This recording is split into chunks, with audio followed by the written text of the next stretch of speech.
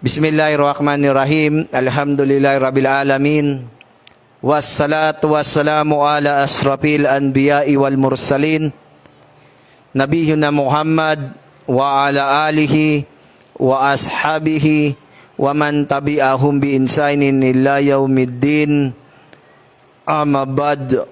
Rabbi israli sadri wa yasimri amri wa akhlul uqdatan min lisani yafqahu qawli.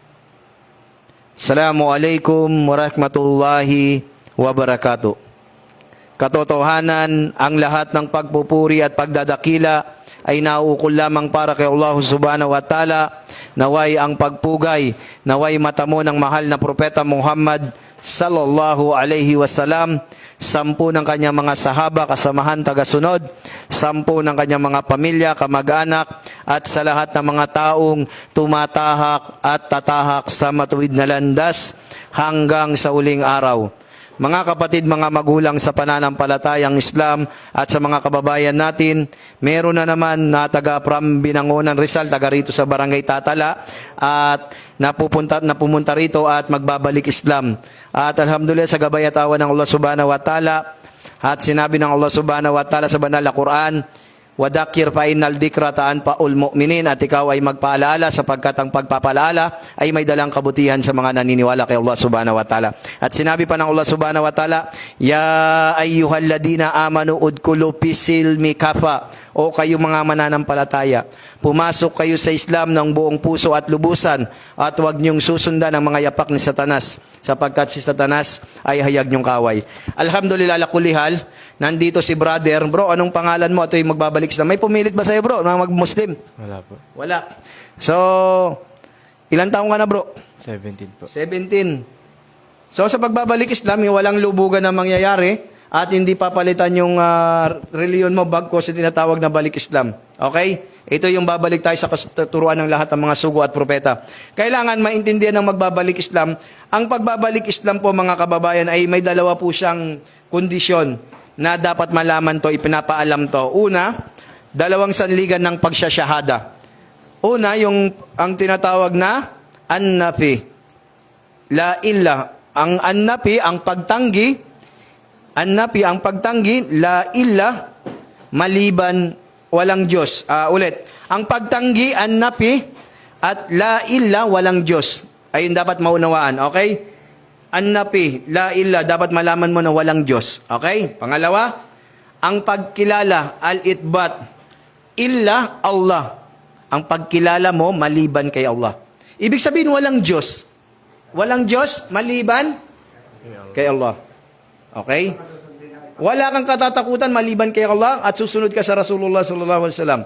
Isusuko mo ang iyong sarili kay Allah subhanahu wa ta'ala. Ito yung gagawin mo pagbabalik loob. Bakit?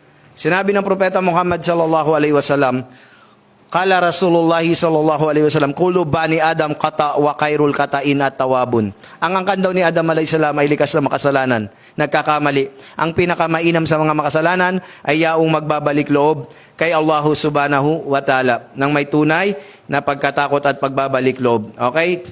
At alhamdulillah, at ito ay susundan natin ang pagsasaliksik ng kaalaman at mag-aaral tayo. Ang pagbabalik Islam, sa nabanggit natin kanina, an-nafi, na dapat malaman natin na walang ibang Diyos maliban kay Allah. Okay? Kasi kapag meron ka pa palang ibang Diyos maliban kay Allah, hindi tapat ang pagbabalik Islam mo. Dapat maunawaan mo ang pagtanggian napi. La illa, walang Diyos. Pangalawa, al-itbat, ang pagkilala, illa Allah, maliban kay Allah. Si Allah lang ang Diyos at wala nang iba pa. Okay? Yung pagsaksi, yung pagbabalik Islam, ito yung unang haligi ng pananampalatayang Islam, yung shahadatain. Shahada, yung unang haligi. Ito ibibigkasin sa wikang Arabic ng dalawa, tapos ita-translate natin sa malapit na kahulugan, at bibigkasin ng yung dila, isusumpa mo sa mananaksi ka, itataas mo ang yung daliri, ito yung sasabihin mo, bro, handa ka na ba, bro, sa pagbabalik Islam? Handa na po. May pumilit ba sa'yo? Wala po. So, harap tayo sa camera. At itaas mo yung daliri mo ito.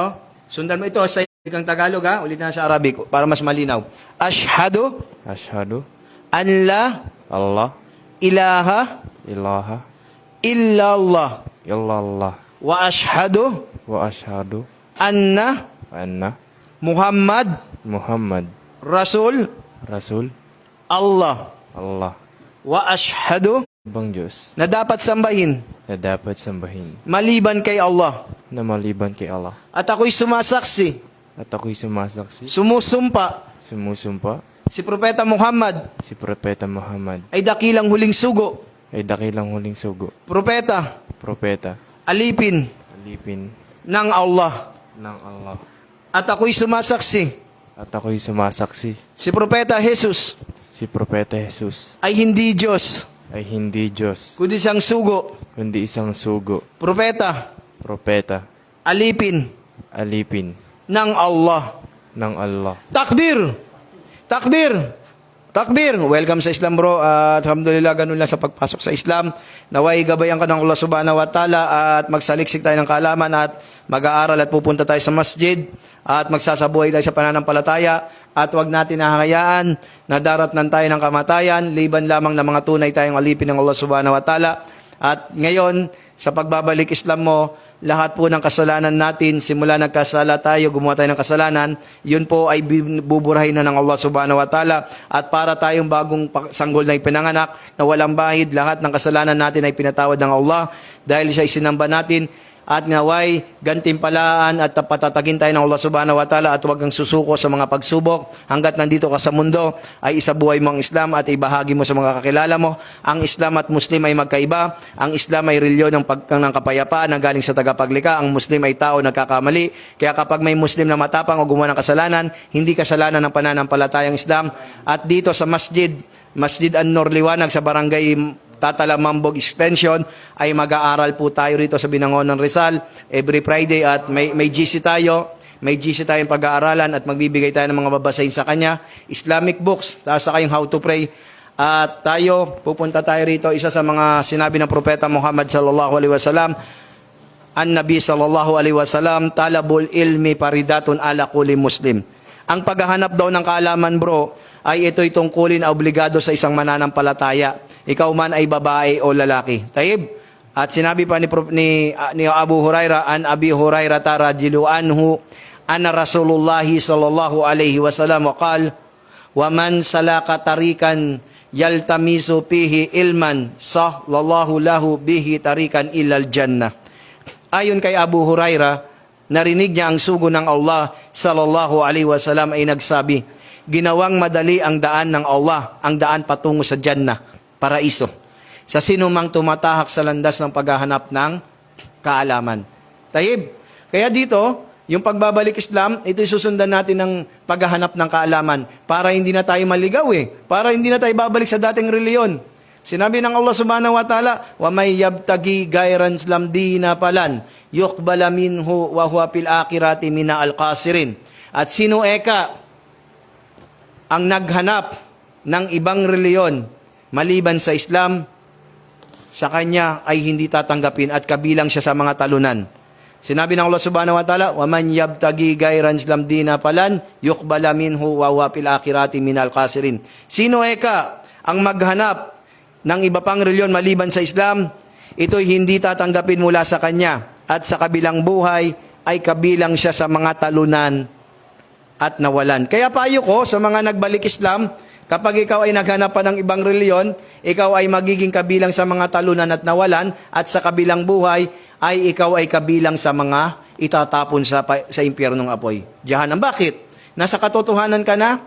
Kaya tinuturo natin dito yung pag-aaral ng tauhid kaysa ng Allah.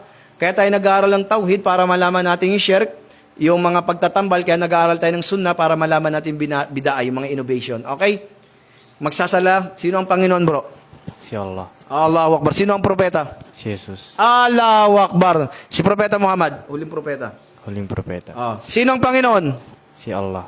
Lakasan mo, bro. Sino ang Panginoon? Si Allah. Sino ang propeta? Si Jesus. Allahu Akbar. So, yun po. At si bro, matagal na nagsasaliksik, nanonood-nood siya. Naway yung mga natutunan na nangyari ngayon, ito'y gabay ng Allah subhanahu wa ta'ala. La ikrapi din. Walang sapilitan sa pananampalatayang Islam. Hindi po natin siya pinilit. Kusang loob po siya, tinanong natin siya. At ngayon, may napili ka na bang pangalan mo, bro, sa'yo? May mga naisip ka na ba? about sa Islam, pinakamagandang pangalan. Opo, may napili ka na bang ipapangalan sa'yo? Hindi papalitan yung pangalan mo. Kumbaga, ito yung pangalan mo sa Islam. Kagaya niya, Hamza, Amar. Ano ba, meron ka na ba o ako na magpipili? Ano pangalan mo ulit? Jumong. Jumong. Alhamdulillah. Para mas maganda, ano bang may napili ka na ba? O ano, wala pa. Ako na magbibigay sa'yo. Gusto mo, ako na magbibigay sa'yo para mas magandang pangalan?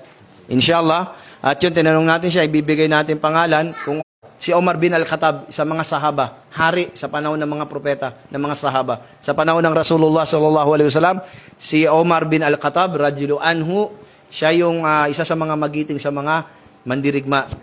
Siya yung pinakamagiting sa panahon. Kalipa, king. Okay? Kaya pangalan mo ngayon, Brother Omar, welcome sa Islam.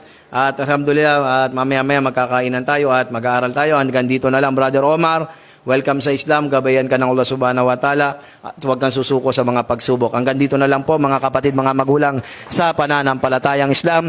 Subhanakallahumma bihamdik, asyhadu an la ilaha illa anta